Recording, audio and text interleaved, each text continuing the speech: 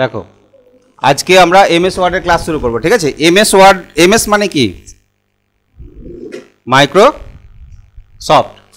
তো Microsoft word 2007 এটা হচ্ছে ওর ভার্সন। এই ভার্সন 2007-এর পরেও বার হয়েছে, 13 আছে, 16 আছে, 21 আছে, ঠিক আছে।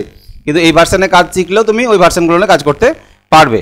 প্রায় একই অপশান আছে, কিছু আপডেট হয়েছে, নতুন কিছু অপশান সেই ভার্সনগুলো নিয়ে দেওয়া আছে তাই। কিন্তু এখানে যত অপশান আছে তুমি যদি জানো তাহলে ওটাও পারবে, কোনো অসুবিধা নেই। ওকে, তো মাইক্রোসফট অফিস ওয়ার্ড 2007 এটা কি?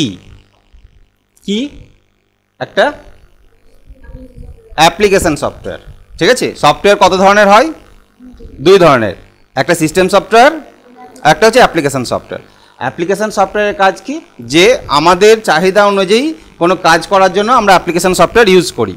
তো এমএস ওয়ার্ড সফটওয়্যারটা সম্বন্ধে আগে আমাদের জানতে হবে এই সফটওয়্যারটা কী কাজে লাগে, কোথায় ব্যবহার হয়, ঠিক আছে।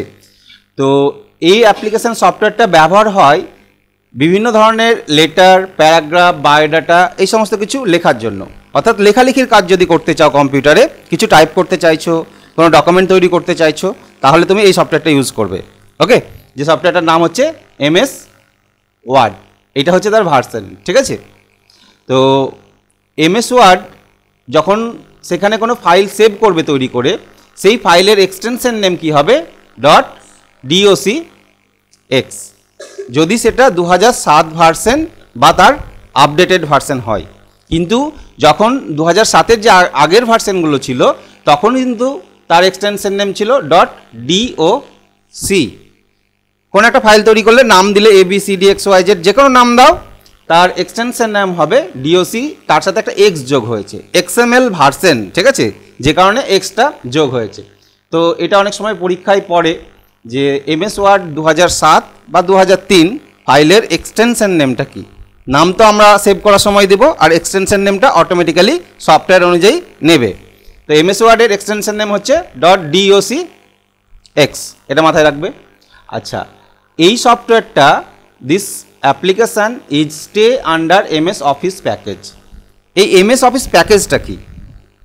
প্যাকেজ হচ্ছে মাইক্রোসফট কোম্পানি একটা প্যাকেজ তৈরি করেছে যার মধ্যে অনেকগুলো সফটওয়্যার দিয়ে দিয়েছে যেটা অফিসিয়াল কাজকর্মের জন্য লাগবে, ঠিক আছে।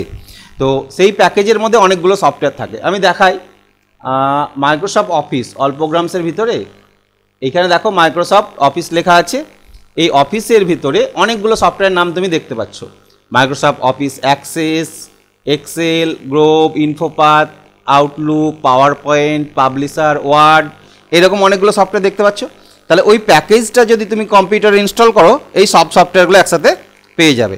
এই প্যাকেজের ভেতর থেকে তোমাদের CIT এর সিলেবাসে এমএস ওয়ার্ড আছে, এমএস পাওয়ার পয়েন্ট আছে এবং এমএস এক্সেল আছে। এই তিনটে সফটওয়্যার তোমরা এই প্যাকেজ থেকে শিখবে। অফিসিয়াল কাজকর্মের জন্য মাইক্রোসফট কোম্পানি এই প্যাকেজটা তৈরি করেছে, ঠিক আছে। যে তুমি প্যাকেজটা ইনস্টল করে নাও, তাহলে তোমার আর অন্য কোনো সফটওয়্যার দরকার পড়বে না, ঠিক আছে। আচ্ছা, তাহলে এই সফটওয়্যারটা কোন প্যাকেজের আন্ডারে থাকে? না তো MS office package. MS office package তুমি কোন ভার্সন নেবে? 2007 নেবে, 2010 নেবে, না 13, না 16, না 21? যে প্যাকেজটা নেবে তুমি, সেই প্যাকেজের সব সফটওয়্যারগুলোই ওই ভার্সনেরই থাকবে। এখন তোমার মেশিনে এমএস অফিস 2021 ইনস্টল করা আছে, তার মানে এমএস ওয়ার্ড 2021, এমএস এক্সেল 2021, বুঝতে পারছো? সবগুলোই আপডেটেড থাকবে। ওকে, এই সফটওয়্যারটাকে আবার বলা হয় ওয়ার্ড প্রসেসর। কি বলা হয়? Word processor. অর্থাৎ যে সমস্ত অ্যাপ্লিকেশন সফটওয়্যার লেখালেখির কাজে ব্যবহার করা হয়, টাইপিং করার জন্য ব্যবহার করা হয়, তাদেরকেই বলা হয় ওয়ার্ড প্রসেসর। যেমন একটা উদাহরণ বলো। এই তো একটা দেখতে পাচ্ছি, এটার নাম কি? MS Word. একটা আর কোথায় লেখা যায়?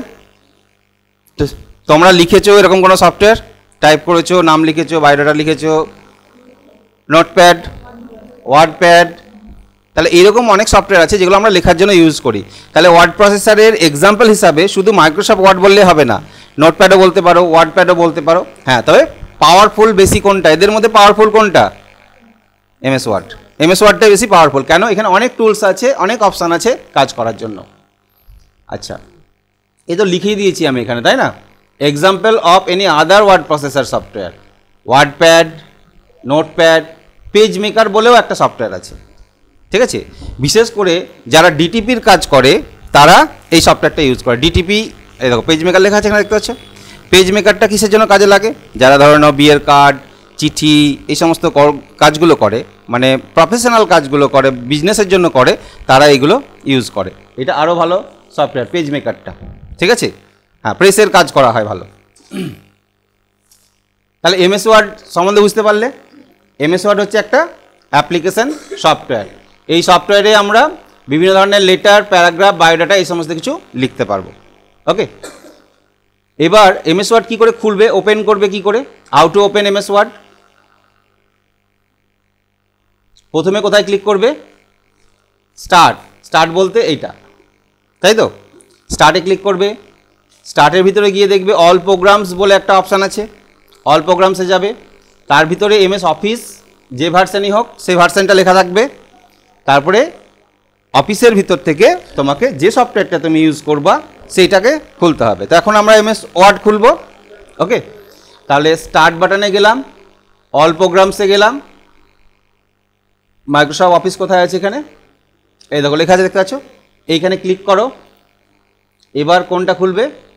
Microsoft Office Word. এটা ডাব্লু দিয়ে নাম, তাই সব শেষে আছে, ঠিক আছে। তাহলে এইটাতে ক্লিক করলে এই যে সফটওয়্যারটা তোমাদের সামনে ওপেন হলো, এইটা হচ্ছে এমএস ওয়ার্ড। এইখানে অনেক অপশান বা টুলস আছে, এগুলো দিয়ে আমরা জানবো কোনটার কি কাজ, ঠিক আছে। এইটা ওপেন করার একটা স্টেপ। আর কি করে ওপেন করতে পারো দেখো, এই অপশানটা অনেক সময় যদি তোমার কম্পিউটারে উইন্ডোজ 10 বা 11 থাকে সফটওয়্যার, সিস্টেম সফটওয়্যারটা, তাহলে কিন্তু অল প্রোগ্রামস খুঁজে পেতে একটু প্রবলেম হয়, ঠিক আছে। মানে অনেক ভেতরে থাকে, এই যে স্টার্টে যাবে অল প্রোগ্রামস খুঁজতে একটু অসুবিধা হয়। সেই ক্ষেত্রে তুমি সার্চ বারে লিখতে পারো, ঠিক আছে, অথবা রান অপশান থেকে ওপেন করতে পারো। এই যে রান অপশান, রান অপশানটা কিন্তু এই সার্চটা নয়, এটা সার্চ বার, ঠিক আছে, এটা কিন্তু রান নয়। তাহলে রান কি করে করবে না, তো উইন্ডোজ কি দেখবা কন্ট্রোল এবং অল্টের মাঝখানে এই লোগোটা থাকে, এটাকে উইন্ডোজ কি বলা হয়। কিবোর্ডের উইন্ডোজ কিটা টিপবে, তার সঙ্গে কোনটা টিপবে? আর উইন্ডোজ কি বুঝতে পারছো কোনটা? এই দেখো কিবোর্ডের আমাদের এই ছবিটা যদি দেখি, এইখানে যে এইখানে উইন লেখা আছে দেখতে পাচ্ছ, কন্ট্রোল আর অল্টের এখানে উইন কথাটা লেখা আছে। কোনো কিবোর্ডে উইন না লেখা থাকতেও পারে, সেক্ষেত্রে সিম্বলটা দেওয়া থাকতে পারে বা লোগোটা দেওয়া থাকতে পারে। ওকে, এইটা প্রেস করবে, প্রেস করার পরে এই আরটাকে টিপবে, তাহলে রান অপশান আসবে। এখানে গিয়ে তোমাকে এই শব্দটা লিখতে হবে, এমএস ওয়ার্ড লিখলে হবে না। কি লিখতে হবে? Win Word, WINWORD। তাহলে আমি উইন্ডোজ কি টিপলাম, আর টিপলাম। এই দেখো এই যে রানের এই উইন্ডোটা এলো, এইখানে গিয়ে তোমাকে উইন ওয়ার্ড কথাটা একসাথেই লিখবে, কোনো স্পেস দেবে না, একটাই শব্দ উইন ওয়ার্ড। এবার ওকে, তবু এমএস ওয়ার্ড খুলে যাবে। বোঝা গেল? আচ্ছা, এই উইন ওয়ার্ড এখান থেকে এই যে রান থেকে তুমি এমএস পেন্ট খুলতে পারবে, নোটপ্যাড খুলতে পারবে, ওয়ার্ডপ্যাড খুলতে পারবে। প্রত্যেকটা ক্ষেত্রে ওই নামটাকে ইউজ করতে হয়, কিন্তু এমএস ওয়ার্ডের ক্ষেত্রে উইন ওয়ার্ড লিখতে হয়। এটা পরীক্ষায় সেই জন্য পড়ে যে রান থেকে এমএস ওয়ার্ড খুলতে গেলে কি লিখতে হয়। অনেকে এমএস ওয়ার্ড লিখে দেয়, সেটা কিন্তু ভুল হবে, ঠিক আছে। উইন ওয়ার্ড লিখতে হয়। দেখো আমি রান থেকে এমএস পেন্ট খুলছি, উইন্ডোজ কি আর এখানে এমএস পেন্ট লিখো, MSPAINT দিয়ে এন্টার মারো, এমএস পেন্ট খুলে গেল। আচ্ছা, রান থেকে সব খোলা যাবে। রান থেকে কি করেছি আমরা? নোটপ্যাড, তাই না, NOTEPAD এন্টার মারো, নোটপ্যাড খুলে যাচ্ছে। রান থেকে ওয়ার্ডপ্যাড, WORDPAD, এখানে কিন্তু স্পেস ইউজ করা যাবে না, ওকে, একটাই ওয়ার্ড। দেখো ওয়ার্ডপ্যাড খুলে গেল। কিন্তু এমএস ওয়ার্ড খুলতে গেলে MSWORD লিখলাম, হবে না। তাহলে কি লিখতে হবে আমাকে? উইন ওয়ার্ড, WORD দিয়ে এন্টার, তাহলে এমএস ওয়ার্ড খুলে যাবে। ক্লিয়ার? এই হচ্ছে আমাদের এমএস ওয়ার্ড। আচ্ছা, এগুলো ক্লোজ করে দিই, যেগুলো খুলেছিলাম এমএস ওয়ার্ড। তাহলে এমএস ওয়ার্ডটা ওপেন করে আমি এমএস ওয়ার্ডের ইন্টারফেসগুলো জেনে নিই যে এমএস ওয়ার্ডের কোনটাকে কি বলা হয়, ঠিক আছে। কারণ অ্যাপসটা চালাতে গেলে অ্যাপ সম্বন্ধে তোমাকে ভালো করে আগে জানতে হবে। ওকে, তাহলে এমএস ওয়ার্ড ওপেন করলাম। ওকে, আচ্ছা, এই পেজের জুমটাকে আমি একটু কমে নিই। এইখানে দেখবে জুমটা কমানোর জায়গা আছে, ঠিক আছে। পেজটা অনেক বড় হয়ে আছে, এটা 100%। আচ্ছা, এখানে একটা জিনিস আমাদের ইনঅ্যাক্টিভ হয়ে আছে, হেডারটাকে অ্যাক্টিভ করে নিই। হেডারটা এডিট হেডার পরে বোঝাবো তোমাদের। পাতার উপরের এই অংশটাকে, এইখান থেকে মার্জিনের উপরে যে অংশটা দেখতে পাচ্ছ এটাকে হেডার বলা হয়, ঠিক আছে। হেড মানে কি? হেড মানে মাথা। মাথা কোথায় থাকবে? উপরে থাকবে। আর এই নিচের অংশটাকে বলা হয় ফুটার, ফুট, ঠিক আছে। হেডার আর ফুটার, হেডার ফুটার তোমাদের আছে। আমি ইনসার্টে যাব এই হেডার ফুটার সম্বন্ধে বোঝাবো, ওকে। তো আমি আপাতত হোমে আছি, এই যে হোম লেখা আছে দেখতে পাচ্ছ, হোমে যখন ক্লিক করছি তখন এইগুলো আমরা দেখতে পাচ্ছি, ওকে। যখন তুমি ইনসার্টে ক্লিক করবে তার জন্য বিভিন্ন রকমের অপশান দেখতে পাবে, page layout, references, mailings, review, view, এরকম অনেকগুলো ট্যাব আছে। এইগুলোকে কি বলা হয়? Tab, TAB, tab. এখানে দেখে নাও কোনটাকে কি বলা হয়। আচ্ছা, তাহলে হোম, ইনসার্ট, পেজ লেআউট, এদেরকে কি বলা হয়? ট্যাব বলা হয়, ওকে। আর এইখানে কোনায় এই যে বাটনটা দেখতে পাচ্ছ, এটাকে কি বলা হয়? এটাকে বলা হয় অফিস বাটন। এই অফিস বাটনে ক্লিক করে আমরা নিউ, ওপেন, সেভ এই অপশানগুলো পাবো। কোনো ফাইল তৈরি করার পর তাকে তো সেভ করতে হবে, তাহলে এই অপশানগুলো অফিস বাটন থেকে পেয়ে যাবে, ওকে। Office button. আচ্ছা, হোম, ইনসার্ট, পেজ লেআউট, এইরকম কতগুলো ট্যাব আছে MS ওয়ার্ডে? কতগুলো দেখতে পাচ্ছ? 2 3 4 5 6 7 8, এখানে একটা দেখতে পাচ্ছি, 9টা দেখতে পাচ্ছি। তো মিনিমাম 8টা থাকবেই, ঠিক আছে। মিনিমাম কতগুলো থাকবে? 8টা থাকবে, ঠিক আছে, ওকে। আরও আসবে, আরও প্রচুর ট্যাব আছে। কাজ করতে করতে দেখবে নতুন নতুন ট্যাব চলে আসছে। আচ্ছা, তাহলে এটা হোম ট্যাব। হোম ট্যাবের ভিতরে এবার কিছু গ্রুপ আছে, দেখো। সাপোজ এই যে এইখানে এই গ্রুপটার নাম কি লেখা আছে? ক্লিপবোর্ড। এইখানে 1 2 3 4টে অপশান আছে, অপশান বা টুল বলতে পারি আমরা এগুলোকে। তাহলে এই হোম ট্যাবের ভিতরে এইগুলো একটা গ্রুপ আছে, এটা ক্লিপবোর্ড গ্রুপ। এইটা কি গ্রুপ? Font group. ফন্ট গ্রুপের মধ্যে কতগুলো অপশান বা টুল আছে? 1 2 3 4 5 6 7 8 9 10 11 12 13 14টা, ওকে। এগুলো হচ্ছে ফন্ট গ্রুপের মধ্যে। প্যারাগ্রাফের গ্রুপের মধ্যেও আমরা কিছু দেখতে পাচ্ছি, স্টাইল গ্রুপের মধ্যেও আছে, এডিটিং গ্রুপের মধ্যেও আছে। তাহলে এই ট্যাবের আন্ডারে এইগুলো একটা গ্রুপে ভাগ আছে। গ্রুপের ভিতরে অপশানগুলো বা টুলসগুলো আছে। এই টুলসগুলো এক একটা টুলসের এক এক রকম কাজ, বা এক একটা অপশানের এক এক রকম কাজ। কোনটার কি কাজ এইগুলো আমাদেরকে শিখতে হবে, ঠিক আছে। আচ্ছা, ইনসার্টেও এরকম অনেক গ্রুপ দেখতে পাবে, তার ভিতরে এই অপশানগুলো আছে। তো গ্রুপ মনে না থাকলেও আমাদের অপশানগুলোর কাজ মনে রাখতে হবে, ঠিক আছে। MS ওয়ার্ডে এখন একটা সুবিধা, যে অপশানগুলো বড় বড় করে এই ছবির আকারে দিয়ে দিয়েছে। আগে কিন্তু এরকম ছবির আকারে ছিল না অপশানগুলো। কেমন ছিল? এই দেখো, নোটপ্যাড খুলি, এইরকম মেনু ছিল, ফাইল মেনু, ক্লিক করো, দেখো নিউ, ওপেন, সেভ, যেমন দেখতে পাচ্ছ এরকম ছিল। এডিটের মধ্যে কাট, কপি, পেস্ট, ফরম্যাটে কি আছে? এই অপশান, এই অপশান, এই অপশান, এই রকম ছিল আগে। কিন্তু এখন আমরা দেখতে পাচ্ছি, যেমন হোমে গিয়ে দেখো কাট, কপি, পেস্টের সিম্বল বা আইকন দিয়ে দিয়েছে এরকম, ঠিক আছে। তাহলে এইরকম যে আইকনগুলো দিয়ে দিয়েছে, এই আইকন দেখেও আমরা আইডেন্টিফাই করতে পারবো বা সহজে মনে রাখতে পারবো। একটা জিনিস মাথায় রাখবে যে ছবি আমাদের মনে থাকে বেশি, ঠিক আছে। তুমি পড়াশোনা করছো, টেক্সট পড়ছো, আর একটা সেই টেক্সটটা পড়লে তার একটা ভিডিও দেখলে, কোনটা মনে থাকবে? পেপার পড়লে একটা খবর, আর খবরের টিভিতে একটা খবর দেখলে, তাহলে টিভি যেটা দেখেছিলে সেটাই তাড়াতাড়ি মনে থাকবে। কারণ আমাদের সবসময় ছবি কাজ করে, ব্রেনের মধ্যে ইমেজ কাজ করে, ঠিক আছে। ইমেজটা মনে থাকে বেশি, যে কারণে আইকনগুলোকে বড় বড় করে ইমেজ আকারে এখানে দিয়ে দিয়েছে, ঠিক আছে। আচ্ছা, তাহলে আমাদের ফার্স্ট আমরা কোনটা করব? MS ওয়ার্ডের হোম ট্যাবের ভিতর থেকে এই অপশানগুলো শিখব, ওকে। কোনটার কি কাজ?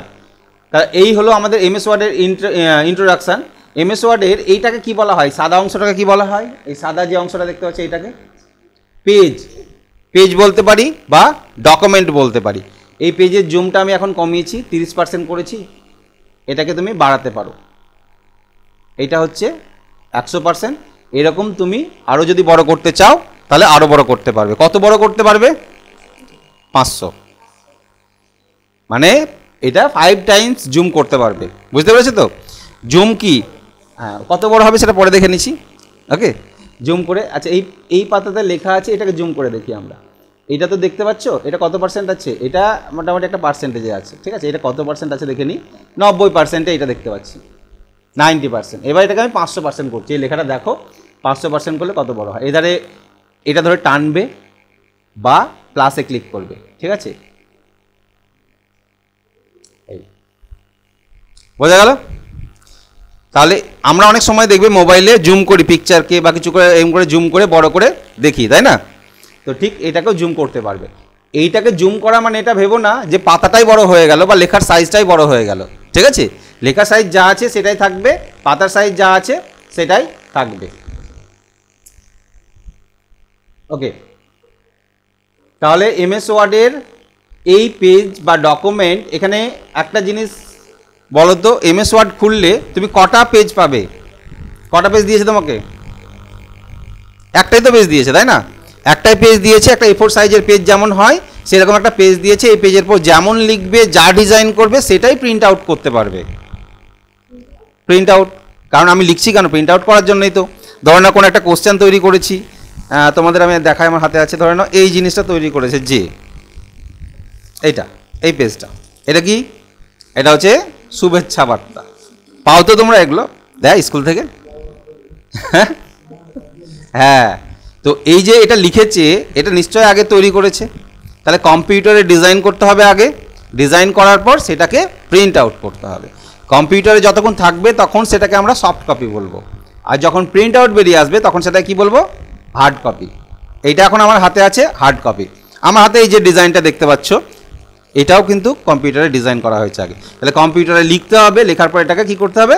প্রিন্ট আউট করতে হবে। কম্পিউটারে যেটা থাকবে সেটা হবে সফট কপি, আর কম্পিউটার থেকে বেরিয়ে যদি প্রিন্ট আউট হয়ে যায় তখন সেটা হয়ে যাবে হার্ড কপি। তাহলে সফট কপি আর হার্ড কপি। আচ্ছা, এখন তোমাদের কাজ কি? তোমাদের কাজ হচ্ছে এই এমএস ওয়ার্ডে কিছু লিখবে, লেখার পর সেই লেখার উপরে এই টুলসগুলো অ্যাপ্লাই করে দেখবে। আমি বলে দেবো কোনটার কি কাজ, দেখিয়ে দেবো, সেগুলোকে অ্যাপ্লাই করে দেখতে হবে, ঠিক আছে। ওকে, তাহলে আমাদের ইন্ট্রোডাকশান হলো এমএস ওয়ার্ডের। এবার আমরা যেগুলো শিখবো সেগুলো হচ্ছে হোম ট্যাবের, ওইগুলো শিখবো। তাহলে এটাকে আমি আপাতত স্টপ করে